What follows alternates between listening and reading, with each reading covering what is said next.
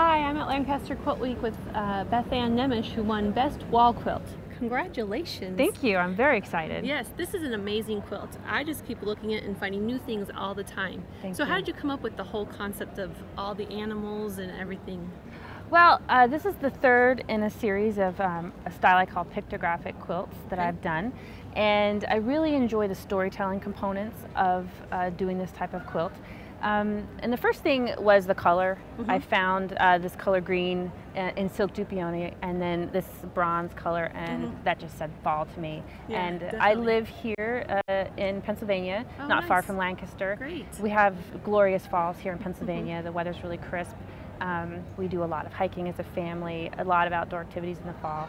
And so I began thinking about, what kinds of things relate to fall that I would enjoy having. And so it kind of evolved from there. And it's become a challenge to think, how much of a story can I tell in a limited space? And so how long did it take you to quilt it? Because there's so much quilting and piecing, but how much time just was for that the quilting? It took about 7 weeks, working between 4 and 8 hours a day. Oh wow. And so it's on a long arm. I do. I use an A1 long arm, and all the fabrics are silk dupioni, and I use a combination of a polyester high sheen thread for the thicker lines and a silk. Oh great. And so since this is the series of 3, what elements did you bring in new to this quilt? Well, each quilt I try to challenge myself a little bit more and try to up the detail a little bit extra. So for this quilt, I used Derwent Inktense pencils for the first time to add some shading. So actually what you're seeing here and reading is 2 colors of green. It's actually one piece of fabric, and the dark one has been colored with the Inktense pencil. As well as, if you look around, there's some shading in the creatures and in the foliage that pops just a little bit more, and that is in fact the wings of the owls. Exactly. That is in fact shading added after the fact. And so that was new, and I really like it. I think I'll continue to do that. Definitely. I went ahead and bought all 190 colors just so I can have them all now. So that was one new thing. And the next thing that I did that's new is I've done this beaded trim detail on other quilts before, but this time I challenged myself to actually insert it into the piecing for this frame. So I actually pieced that in for the middle of this, which made quilting around it a little hard. But as long as you go slow, it was possible. And the other new thing is doing an applique stem. So this was actually a tiny, tiny tube of fabric that I flipped inside out and threaded the beads through it and individually tied them off, and then added the stem to the outside here. How long did it take you just to do this then? Well, the beaded elements of the middle, these setting triangles, and there's also beads on the frame, took almost as long to just make them as it did to do the whole quilt. You have a lot of patience, don't you?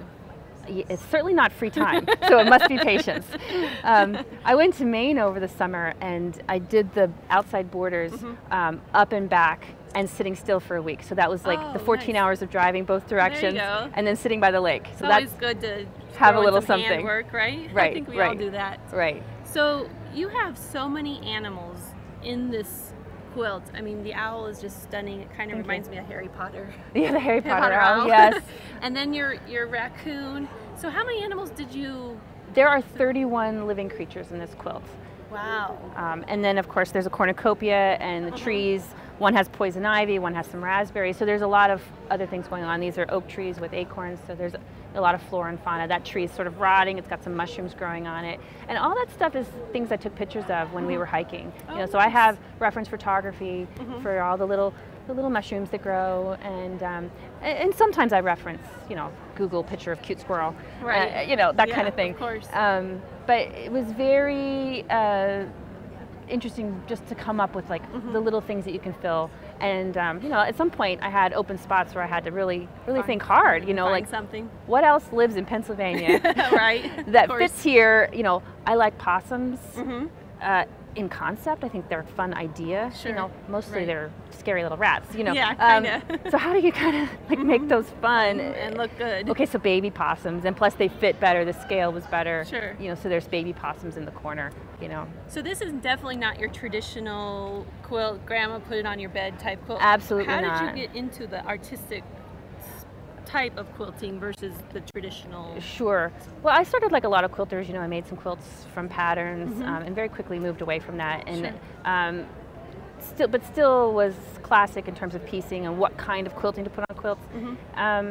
But I'm an artist at heart, and I really enjoy that part of the creation of the quilts. Sure. So I kind of started to think about quilts as just kind of being the background, the canvas for the art.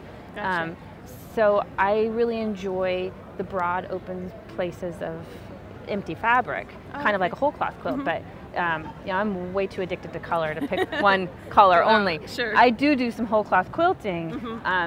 But when I compare my pictographic quilts with my whole cloth quilts, even though the quality of quilting is, you know, both very the same, you know, I still greatly prefer my pictographic quilts. You know, they speak to me more than those other quilts do. Well, I definitely think it's a great quilt, and you can always find something new every time you look at it. So congratulations again on Best Wall Quilt, and thanks for joining us. Thank you.